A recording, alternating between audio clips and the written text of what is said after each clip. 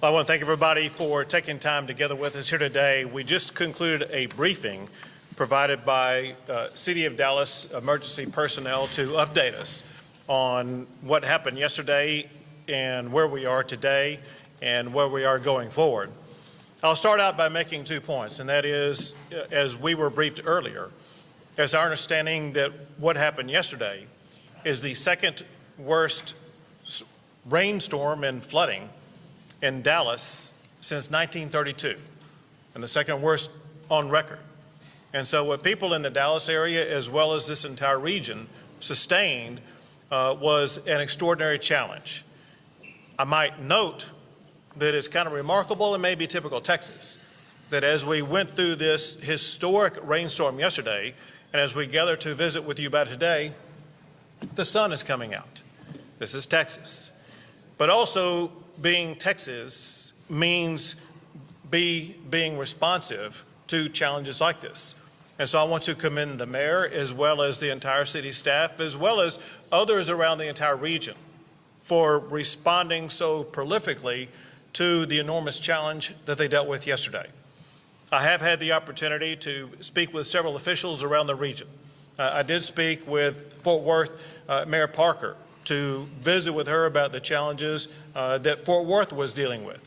And she told me what Dallas told me, and that is, as of this time, they have no unmet needs. Another official that I spoke with was the mayor of Mesquite. You may know that through this entire storm so far, there's been only one reported death, and that unfortunate death occurred in Mesquite. And I wanted to visit with the mayor about it and make sure that he and his city had everything they needed to respond to the challenges that they are facing. So some facts and figures, and then I will turn it over to the mayor. In addition to talking with those other local officials, I've also visited with the FEMA administrator. One thing that happens in the aftermath of a storm like this is we work with all local jurisdictions to determine the extent to which there has been any damage, so that damage can be aggregated and then reported to FEMA to determine whether or not the state, as well as the local regions, will qualify for a federal disaster declaration, as well as any type of potential federal assistance. Also, I will add, with regard to effects across the entire region. The mayor will talk about what happened in Dallas. I will talk to some extent what happened in Dallas, but a little bit more geographically about the regions of the state of Texas that have been affected. We have more than 100 homes being damaged or impacted in some way. We also have statewide, what the state has provided is, for one, water rescue boats and personnel. There are 11 Texas A&M Task Force swiftwater boat squads and 1 floodwater boat squad that have been deployed, which includes 24 boats and 81 personnel. DPS has sent out tactical marine units. The Texas Parks and Wildlife has also sent out search and rescue teams and boats. In addition to that, damage assessments are being made across the entire region. Let me get into this because I want to provide you information that is very important to get out to the public. Once again, in order for the state and the region to qualify from federal assistance, the federal agencies need our damage assessments. There is a reporting system that I want to provide to you to provide to the public. And that is, once it is safe to return, and if you have insurance, call and make a claim for your insurance recovery. Then use the Texas Division of Emergency Management Self-Reporting Damage Assessment Tool. It's called ISTAT. It can be found at this web address, damage.tdem.texas.gov. Once again, that is damage.tdem.texas.gov. Well, needless to say, the effect of this storm has been dramatic here in Dallas, in Fort Worth, but across multiple regions around the state of Texas. And as a result, I'm about to sign a state disaster declaration. This declaration includes 23 counties across Texas due to damaging winds and heavy rainfall, including flash flooding and river flooding. Right now, it includes 23 counties: Kemp County, Culberson, Dallas, Duval, Ellis, El Paso, Henderson, Hopkins, Hudspeth, Kaufman, Kerr, Live Oak, Marion, Montague, Navarro, Pecos, Raines, Smith, Tarrant, Upshur, Van Sant, Webb, and Wood. Importantly, additional counties may be added as the storm system works its way through the state. I will sign it at this time.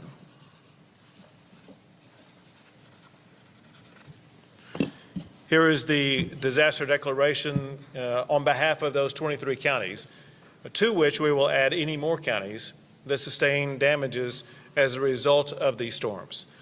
At this time, I'd like to pass it off to the Dallas Mayor, Eric Johnson. Good afternoon, or good morning still, I suppose, and thank you, Governor Abbott. I want to welcome you home, first of all, and second, I want to say thank you for being here. You know, it's one thing to send your well wishes, it's another thing to physically be present. I've learned that as mayor. Being there is important, and I appreciate you always being willing to show up for us at times like this. I want to thank your team as well, Chief Nim Kidd, who I've gotten to spend a lot of time with over these past 3+ years as we've dealt with a series of unprecedented, so-called unprecedented disasters in this city. And I want to thank all of you for being here, everyone who's behind me here today. Yesterday, our city was tested once again by extreme weather. I've heard this called a once-in-a-thousand-year weather event.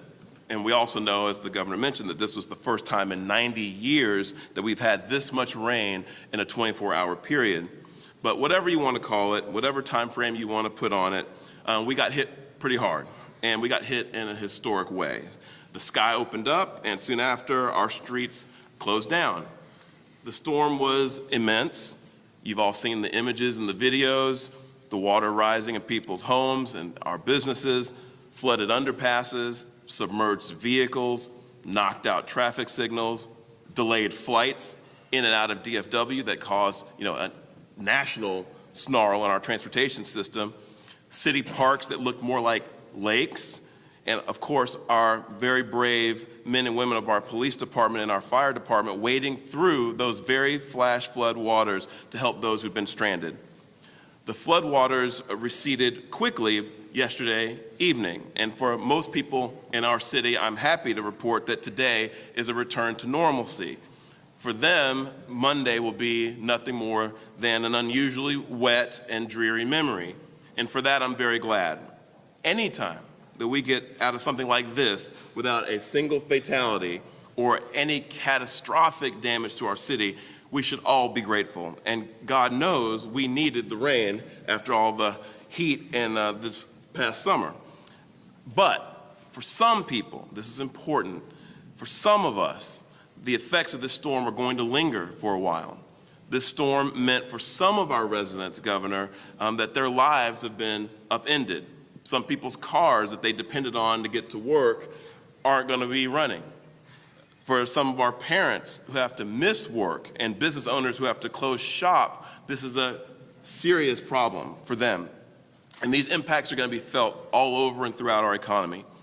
For example, by way of personal anecdote, the daycare where my daughter attends is actually closed due to flood damage. That's something that my family is fortunate enough to be able to withstand, but it's something that I know many people in our city will have a hard time dealing with. For those who are just struggling to get by, who are trying to scrimp and save and do everything they can, this flood could be a significant setback for them. And while we are in the midst right now of a full damage assessment of our city, we do need people, as the governor mentioned, to report their damage to the Texas Division of Emergency Management. And we're going to do everything we can to help folks who've been impacted by this storm. So again, I want to thank Governor Abbott for coming here, physically being here with us in Dallas as we assess and deal with the impact of the storm. I also want to take this time to give heartfelt thanks to all the elected officials and their staffs that I've heard from personally asking what they could do to help. So I want to thank the White House, Congressman Veazey, Mayor Turner in Houston, and even Mayor John Cooper in Nashville, Tennessee, all reached out with their offers of support and help. And finally, I want to say that I'm proud of our city. Once again, I'm very grateful to all of you who heeded our warnings and stayed off of our streets until it was safe to go back. I'm very, very proud of the men and women of the Dallas Police Department and Dallas Fire Rescue who, like they always do, put themselves in harm's way to help others. And I'm very, very proud of our emergency operations staff here at the city, led by Rocky Vaz, for coordinating our response to this storm. Every single time that our city has been tested, we've proven our strength, our resilience, and of course, our generosity. And we did that again this time. And we're going to continue to do that as we recover in the days and weeks ahead. So again, Governor, thank you. Welcome home. And I guess we'll open it up to questions unless there's any more comments. We got more comments. We got more comments, okay. Now Chief from Kidd, thank you. From Chief Kidd, the Chief of the Texas Division of Emergency Management. Thank you, Governor. Thank you, Mayor.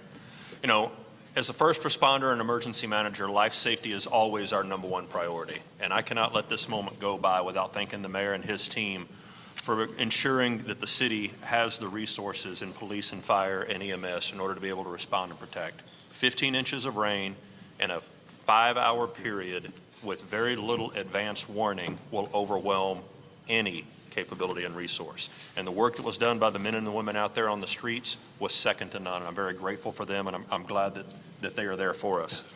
Second is we've appear to have passed the most dangerous part of this storm. There is still plenty of water out.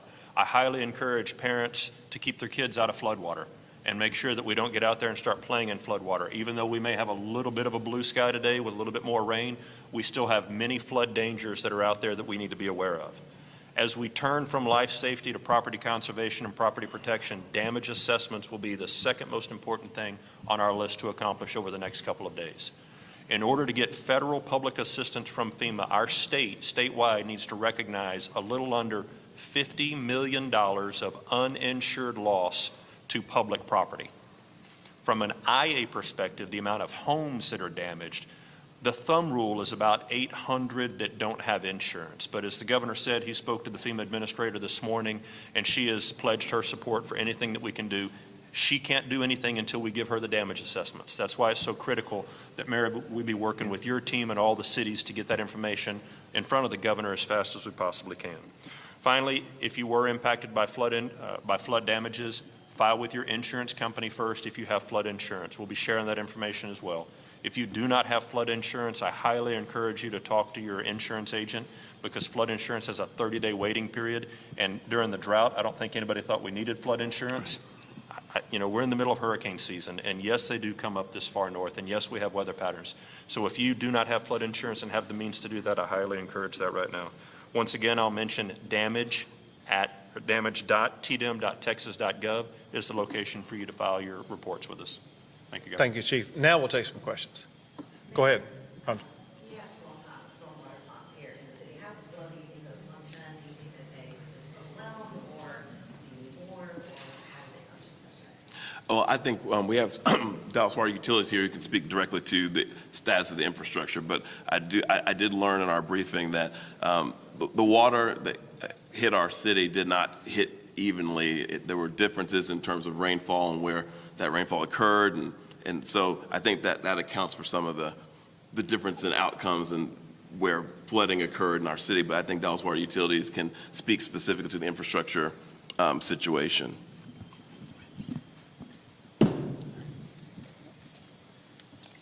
Thank you, Mayor Johnson. I'm Terry Lowry. I'm the Director of Dallas Water Utilities. Yes, exactly what the mayor said. The quantities of rainfall that fell within the time period that they fell, I don't care what kind of system we had in place, there was going to be flooding. Some of our older areas of the city with smaller infrastructure were impacted. We are doing some major improvements. We've spent almost $1 billion improving our larger infrastructure, and we're starting a capital improvement program to go out in the neighborhoods and connect all of that, which in the future will greatly help us. Ms. Lowry, while you have a microphone, is there any gauge or assessment at this point for the city of Dallas where specifically you were impacted more than other places? It seemed that it was pretty widespread across the city. The northern parts of the city did not experience as much rainfall, but along the east, down south, and across the west, there were high rainfall amounts that fell, so those obviously were the most impacted. The area around Baylor Hospital was particularly of concern. That area has flooded again and again and again. At what point does the city of Dallas say, we may have a problem? Well, the city of Dallas did that a few years ago. With the bond programs, we have been completing the Mill Creek Tunnel, and when that is in place in 2025, that will immediately alleviate the area around the tunnel and south of the tunnel, and that will improve that area. Governor Abbott, I know you went through where people should file in order to get some relief from this, but for people that are at home, how long is that process, and how long will they be waiting until they can say, okay, here's a check, I can really start fixing things? Well, it takes a while because it is a process. Again, let's start with the beginning, and that is for most individuals, whether they are a homeowner or a business owner, they typically have insurance. And so their first go-to is their insurance company, and that is something that can be turned around this week. And so, and then after that, to the extent that they are uninsured, we need to aggregate the damages across the entire region. Our goal would be to try to have an early assessment of all of those damages by the end of this week. And so we should have some level of notification with our ongoing cooperation with FEMA about where we stand by later this week. Governor, you've gone down this road before, you've seen this before, but you've already said at this point only 100 homes with an emergency declaration for 23 counties. Is that a message to FEMA that simply they can't help us here? Well, first, I don't know if you're making reference to this, but you may remember the tornado that came through Dallas. And there was significant damages to many homes, some homes completely lost, but it did not qualify for FEMA assistance because most of those homes were insured. That said, in talking to the FEMA administrator earlier today, one thing that she voiced concern about were people of low income levels that may be disproportionately impacted by a storm like this. And FEMA may be taking a different approach in the way that they respond to this so that they can provide more assistance to low-income Dallasites or Texans. But that said, we still need to aggregate the information and provide it to them before they can begin the assessment process. My question is, where is the wherewithal for the state of Texas to intervene where FEMA cannot? Well, again, on the intervention, that typically comes with regard to insurance, and we just need to find out where that is. Most people who have a home or business are fully insured. I will tell you this, and that is most governments, like cities, are self-insured, and that's a choice they make. And so they would then qualify, if it added together, for public assistance from FEMA. The city of Dallas lost a full damage of these 22 squad cars. This is a city that's already struggling to replace squad cars. How does that impact DPD this morning? No, well, okay, we always have all the experts back here who can always go a little deeper in any of these questions that you want. But I will tell you, it certainly has an impact because we need those squad cars. We need more squad cars. That's why we've been pushing to have that added to the budget. We definitely are going to have to look at replacing those that are not able to be repaired, and we're going to have to look at the lag time that we're experiencing across fire and police in getting new vehicles. And we've been talking about what we can do to try to jump the line, so to speak, ahead of private businesses to be able to get those, because those are so important to deliver public safety. Again, I'll let someone from the police department, if they want, to speak to that directly. But no, we can't afford to lose 25 squad cars and not replace them. We would definitely need to do that. And so it's something that we'll be looking at in this budget cycle for sure. But I know John Fortune is back here and Chief Garcia are back here if they'd like to speak to it more directly. So actually the tally is actually up to 28 cars that were damaged that we don't know the extent of the damages are. We did our very best to get vehicles that were under routine maintenance, like oil changes and such, to get out of maintenance, to get back in service as quickly as possible. The car issue obviously is an issue that has been front and center for us, but help is on the way.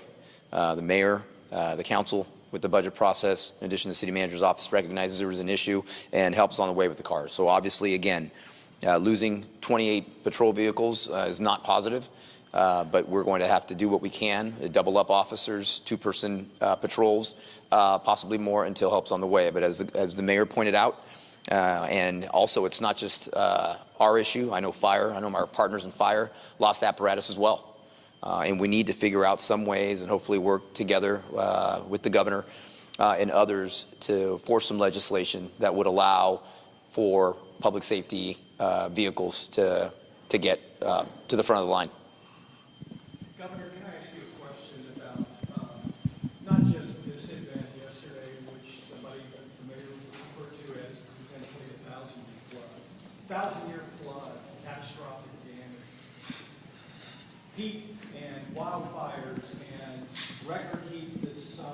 A year and a half ago, as you well know, we had record freeze, a deadly freeze that killed hundreds of people. At what point, if ever, do you ever discuss or have a conversation about the effects of climate change and their potential impact on what we're seeing? So we have constant conversations about what we categorize as extreme weather. One thing that you just articulated is that we are dealing with more extreme weather patterns. To be specific, this year it's been reported that the time period from April through the end of July was the hottest on record in the history of Texas. But to show you how we prepare for things like that, ERCOT and the PUC prepared for extreme weather. And they made sure that the power grid was going to have the power that was needed in order to sustain the extreme weather. And what they were able to ensure in the aftermath of the 14 laws that I signed that led to reforms in the power system in the state of Texas, they were able to deal with a dozen record usage demands of power with ease without ever losing power in the power grid, making sure that no Texan has lost power because of the power grid in the aftermath of the reforms that we signed. The point is this: we're constantly looking at what extreme weather may lead to, whether it be power demand, extreme heat, extreme cold, heavy water, or even drought. Speaking of drought, as an example, we're working on ways with the Texas Water Board to make sure we will be able to more fully address the needs of people in various regions of the state of Texas in the event that we do have increased droughts going forward, as well as plugging in the increased population that we will have coming to the state of Texas. Are you concerned about climate change? We constantly focus on issues such as extreme weather, and we want to be prepared for whatever type of weather may be coming our way. Can you even say climate change? Can you even say that? I'd like to ask the mayor one thing, if I may. You referred to this a little bit, but the city's commitment to flood control is an enormous undertaking. It's very expensive. It takes a very long time to get it all done. And there are some huge big projects underway right now. Is there a commitment here in this city for that kind of expense and need? I think that you certainly have that commitment from me, and we're discussing right now as a council, and I don't want to speak for them, but I think that if their constituents' wishes are being reflected in their positions, I think that what constituents are wanting is for us to make sure that our city is resilient and able to withstand these weather events. And so when I was asked the question before about the infrastructure condition, the reality is we're always sort of looking at that and talking about how we're going to address the areas of our infrastructure that could use strengthening. The storm, and this is an interesting fact, I think, it dumped a record number of water, a record amount of water on our city in a very short period of time. It raises questions about our infrastructure condition when you see how much water hit places like Fair Park and South Dallas and how the infrastructure held up. That's a discussion that's an ongoing discussion in our city right now about how to address equity issues like that with respect to our infrastructure. So the equity conversation is going to be taking place as we look not only at our current budget, but as we look at our capital programs and our bond program to see where that infrastructure needs to be strengthened. Chief Kidd is right, and people who've pointed out, there is no, and Terry Lowry is right, there is no infrastructure that can withstand 15 inches of water in 5 hours. But it doesn't absolve us of the responsibility to look and see where we have some deficiencies. We're going to be looking at that as we do this damage assessment. We're going to figure out what parts of our city were hit harder and maybe need more help, and we're going to figure out how to make sure our city is not inequitable in that way. But it's an ongoing conversation, and I believe the council is committed to that, not only in our current budget, but in our bond program as well. But that remains to be seen because we haven't decided what's going to be in that next bond program. I don't believe so. Mayor, is the city taking a different approach than they did after the tornadoes to the assessments? Or do you think that the main difference between then and maybe now would be the area that it was hit because of the uninsured figure? Or are you guys doing something differently? Obviously, already you're promoting reporting more than after the tornado. So what different approaches is the city taking, if at all? Well, I'm not sure we're promoting it any more than we did before. I think we tried very hard to make sure we got every dollar that we were entitled to last time. But I'll let Rocky, who's in charge of that process for the city, speak to how we're going to approach it. But the bottom line is we want to document every dollar of uninsured damage we possibly can to make sure we get that declaration if we're entitled to it. But I'll let Rocky speak to the specifics of the approach. No, and just echo what the mayor said. We're not doing it any differently, but there's the new tool that ISTAT was not available during that time, during the tornado. Now we have that tool, so we are promoting that more, and that's what you see. And we'll be reaching out through our council members to encourage people to go and, do the damage assessment, send us the data, and like the governor and Chief Kidd said, that's what will help us get through a FEMA declaration. Hang on. Oh. He wants to answer. He wants to finish my answer. I'm not forward in things, but I'm here to my neighborhood who got flooded out. They have 6 family members. Do you have any contact of people that they could call or maybe fund some hotel, because the house is just flooded and this guy is sick? So that's why I'm here to ask, I mean, who do we contact? Rocky Vaz is definitely the person to talk to, and probably So as soon as the press offline. conference is over, we'll get Rocky and the Red Cross with you. Yes, ma'am. And sir, if I can go back to your question, it's a very specific question. I'm glad you asked it the way you did. I want to go back to the tornadoes that came through Dallas that did not get a federal declaration, because this is important for the citizens to understand. Homes that have a mortgage typically have insurance. Homes that don't, it's a choice on insurance. But I got information from FEMA this morning from the floodplain administrators. It appears, and I haven't had a full chance to digest it yet, but it appears about half of the properties in Dallas County that may be in a special flood hazard area don't have flood insurance. So remember, insured loss does not count towards our federal threshold. The city of Dallas did everything right last time during that tornado request, and everything that they provided us was the right data.